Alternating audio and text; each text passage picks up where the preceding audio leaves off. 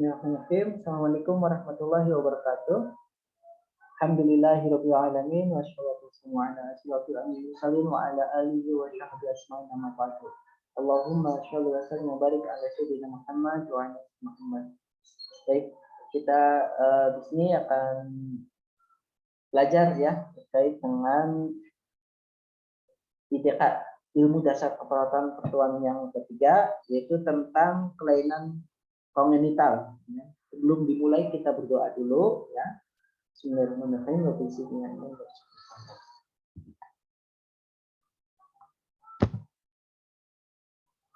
Ini ada yang tahu apa sih penyakit kongenital teh?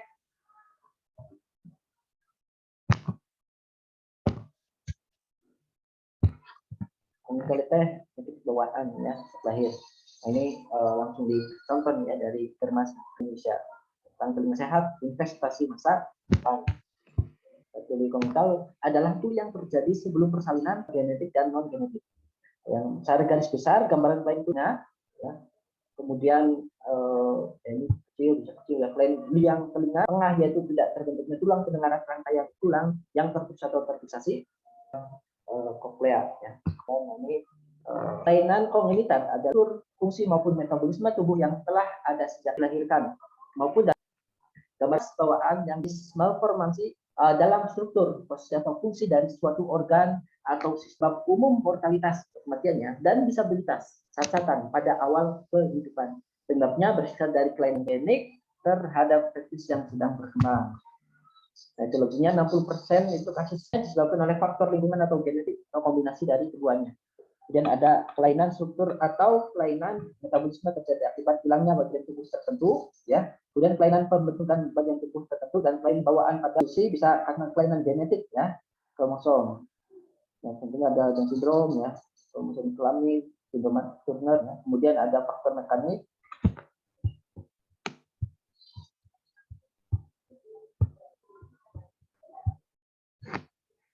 Kemudian ada faktor infeksi, ya bisa ada infeksi rubella, ya IPE juga termasuknya. Kemudian ada teratogenik, bisa jamu, obat, ya, tentunya thalidomid, dan bisa mongolisme lebih sering ditemukan pada bayi-bayi dan dilakukan oleh ibu yang mendekati masa menopause, ya.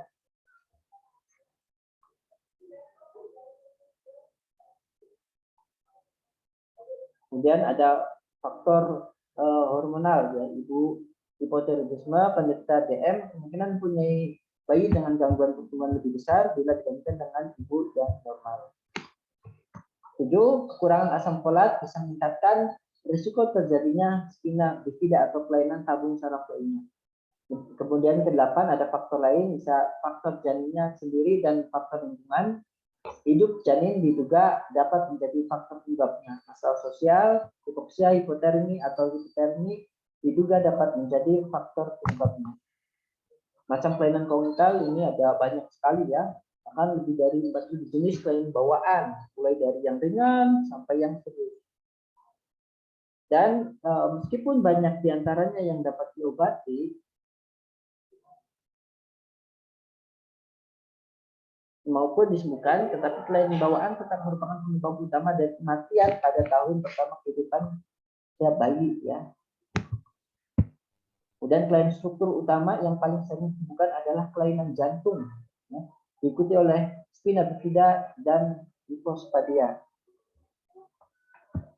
Kelainan metabolisme biasanya berupa hilangnya enzim atau tidak sempurnanya pembentukan enzim. Kelainan ini berbahaya, ya, bahkan bisa berakibat fatal, tapi biasanya tidak menimbulkan gangguan yang nyata pada anak. Contoh dari kelainan metabolisme adalah penyakit Tay-Sachs, ya, atau penyakit fatal pada sistem saraf pusat dan genitonuria dan lain-lain. Macam-macam kelainan kongenital di sini contohnya ada celah bibir atau langit-langit mulut atau disebut dengan sumbing, ya. Ada defek tabung saraf, ada kelainan jantung, kongenital bawaan juga ada, ya. Cerebral palsy dan penyerahan saraf, ya. Kemudian dislokasi panggul bawaan, ada hipotiroidisme kongenital, defek saluran pencernaan, sindrom Down syndrome, ya. Ini ketonuria. Contoh-contohnya sebenarnya sangat banyak sekali ya yang lainnya. Ini beberapa. Nah, ini ada leiopatalatosis ya, cacat bawaan akibat gangguan proses penyatuan bibir atas dan proses palatina sehingga membentuk celah sampai lubang hidung dan langit-langit. Kemudian ada clubfoot, ya ini kakinya seperti itu ya, digambar di sini. Ini bawaannya, kasihan ya. Wah, semoga anak ini sekarang sehat ya. Kemudian ada spina bifida. Spina bifida gagal menutup kolumna vertebralis ya, tulang belakang ya. Pada masa perkembangan fetus berhubungan dengan herniasi jaringan dan gangguan fusi tuba neural. Encephalokel, kelainan tabung saraf yang ditandai dengan adanya penonjolan meningen ya, selaput otak dan otak yang berbentuk seperti kantung lalu suatu lubang pada tulang temporal. Kemudian ada meningokel ya, meninges yang menonjol lalu vertebrata yang tidak utuh dan teraba sebagai suatu benjolan bersih cairan di bawah kulit. Penyakit jantung bawaan, nah ini ya, ada PJB, retrolut falot, komunitas 4 katup. Nah, ini contoh-contohnya ya, bagaimana sih bisa terjadi seperti itu ya. Kemudian ada non cyanotic juga ada septal defect, pulmonal ventricular septal defect. Ini gambar jantung. Jantungnya sebesar apa sih? Sebesar seperti gumpalan tangan yang terlilit ya. Berada di jantung dekat sebelah kiri ya.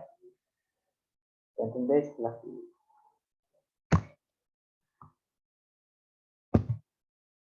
Kemudian cerebral palsy, kelumpuhan otak bisa berkombinasi dengan gangguan epilepsi, mental, belajar, penglihatan, maupun bicara. Ini ya gangguannya teh. Ada jenis cerebral palsy spastik, ya tipe kaku atau atetoid, ya tidak bisa mengontrol gerak ototnya, biasanya punya gerakan atau posisi tubuh yang tidak biasa. Kemudian ada kombinasi campuran spastik dan aterotoid, ya.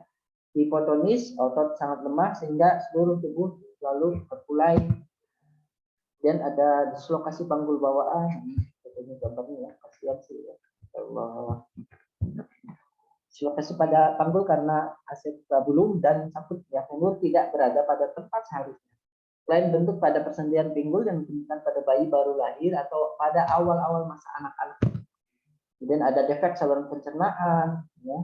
Itu kerongkongan menyempit atau butuh, tidak tersambung dengan lambung sebagaimana mestinya. Kemudian ada amfalokel, adalah penonjolan dari usus ya atau isi perut lainnya dari akar pusar yang hanya dilapisi oleh peritoneum. Ya, bahkan ada juga ya anak yang dilahirkan dengan bawaan itu tidak bisa BAB melalui rektum, ya, tetapi dibuat ya di kolostomi ya untuk dilahirkan BAB-nya melalui itu. Ya. Ini merupakan suatu ujian juga ya, kesadaran bagaimana kesabaran orang tua, kemudian merawat anaknya ya. Ketika diberikan ujian memiliki anak yang mungkin ada kelainan bawaan. Kemudian ada Hirschsprung disease juga ya. Ini kegagalan sel-sel neural embryonal yang bermigrasi ya ke dalam dinding usus dan ke dalam plexus mesentericus dan submucosa untuk berkembang ke arah krenokaudal di dalam dinding usus sehingga terjadi permasalahan pada persarapan usus besar paling bawah. Kemudian ada atresia ani, ya. Kemudian ada malformasi anorektal anomali. Atresia anorektal terjadi karena tidak sempurnaan dalam pemeriksaan. Pada pemeriksaan colok dubur dari tidak dapat masuk lebih dari 1 sampai 2. Jadi biasanya kan kalau normal itu masuk sampai ke dalam, tapi pas masuk 1 sampai 2 itu seperti tak bisa masuk, yaitu tertutup ya. Kemudian ada hipotiroidisme kongenital ya, penyakit bawaan akibat kurang hormon tiroid yang dihasilkan kelenjar tiroid yang mempunyai peran penting dalam pertumbuhan metabolisme dan pengaturan cairan tubuh, dapat menyebabkan retardasi mental dan kegagalan pertumbuhan. Kemudian ada Down syndrome, juga ini banyak kasus ya. Dan ada fenilketonuria, suatu kelainan di dalam tubuh tidak dapat memproduksi enzim yang berfungsi menguraikan asam amino esensial. Jalannya ada keterbelakangan mental, namun retardasi yang terjadi sudah dibawa sejak lahir. Ya, jadi itu bukan secara genetik dan bukan akibat sakit panas yang diderita saat kecil. Kemudian ada lemas, pusing dan keringat dingin bila mengkonsumsi fenilalamin ya seperti permen karet, kedemin yang kacang atau buah. Kulit menjadi pucat, pigmentasi rambut dan mata berkurang, otot tegal dan juga sakit. Nah, tentu ada yang tahu ini keluarga dalam klinikal apa? Ini keluarga Manurung ya. Mereka, masya Allah, alhamdulillah ya. Walaupun diberikan ujian dengan mungkin berbeda dengan manusia lainnya, tetapi dia tetap bersyukur, semangat dan kan membuat karya-karyanya yang ini tetap semangat ya. Fakta dan sindrom milik keluarga Manurung. Lanjut dukungan presiden guys. Nah ini kondisi langka Richard Collins syndrome ya. Ya tentunya ada bagian wajahnya itu ya berbeda dengan yang lainnya. Ya, tapi ya alhamdulillah ya mereka itu salah satu manusia yang bersyukur ya atas apa yang diberikan Sang Pencipta, tidak kufur nikmat. Ya, atur nuhun ya ini pada keluarga Manurung jadi saya berikan contoh ya agar bisa motivasi dari nilai semangatnya gitu ya. Apalagi yang kita yang akan global untuk bisa lebih sukses lagi. Dan satu nuhun juga pada akademia ya dari materinya. Nah, jadi kesimpulannya penyakit kongenital itu tentu bawaan sejak lahir ya. Nah, bisa juga disebabkan karena kelainan kromosom, genetik ya. Makanya agama juga sangat berkaitan sekali ya dengan nilai kesehatan. Ya, termasuk pernikahan misalkan sama saudara itu kan bisa menyebabkan kelainan-kelainan di dalam anak-anaknya nanti ya. Nah, selain itu juga kan haram gitu. Kemudian apa lagi? Nah ini beberapa contohnya yang tadi sudah disampaikan sebenarnya sangat banyak sekali ya. Alhamdulillah ya kita termasuk dilahirkan dengan kondisi yang tidak memiliki kelainan gitu ya, sehingga kita harus bersyukur gitu atas rahmat Allah apa yang diberikan kepada kita ya. Dengan cara apa sih kita bersyukur teh? Ya, kita dengan cara menjaga kesehatan kita dengan taat kepada yang menciptakan kita yaitu Tuhan Sang Pencipta ya. Bagi umat Islam itu Allah Subhanahu wa taala. Dan jaga kesehatan ya. Dan ada juga diberikan kesehatan fisik tetapi yaitu kufur yaitu dengan melakukan tindakan-tindakan yang bisa melukai diri kita sendiri. Contoh ya minuman keras gitu. Itu kan bisa merusak tubuhnya atau narkoba dan sebagainya gitu ya. Itu akan merusak.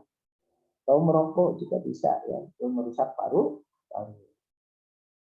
Dan adapun yang keluarga atau orang yang terkena penyakit kongenital dia juga termasuk orang yang spesial. Kenapa? Karena dia diberikan ujian oleh Allah SWT dengan kelainan tersebut ya, sehingga ketika dia itu melakukan kesabaran dan ketaatan gitu ya, dia akan mendapatkan yang lebih ya, insya Allah. Dan walaupun misalkan kelainan tersebut pada psikologisnya yang misal tidak bisa tidak bisa membedakan mana baik mana benar, insya Allah termasuk orang yang dimaafkan gitu ya, tidak dosa gitu ya, karena ada kelainan pada gangguan kejiwaan ya. Keluarga juga diberikan pahala dengan kesabarannya. Jangan sampai ada kelainan pada anaknya ya sehingga naudzubillah dibunuh kayak gitu atau dibuang. Itu termasuk orang yang kufur nikmat ataupun yang melampaui batas. Ya mungkin itu aja pertemuan kita hari ini ya. Untuk tugasnya mangga berikan di kolom komentar contoh-contoh yang lainnya terkait dengan kelainan kongenital, ya. Penyakit apa gitu ya, seperti itu penyebabnya apa. Nah, udah kita tutup itu aja, semoga bisa jadi ilmu yang bermanfaat. Mohon maaf atas segala kekurangannya. Kita tutup dengan berdoa ya, bagi yang muslim katakan alhamdulillah. Ya, saya tutup. Wabillahi taufiq wal hidayah. Wassalamualaikum warahmatullahi wabarakatuh.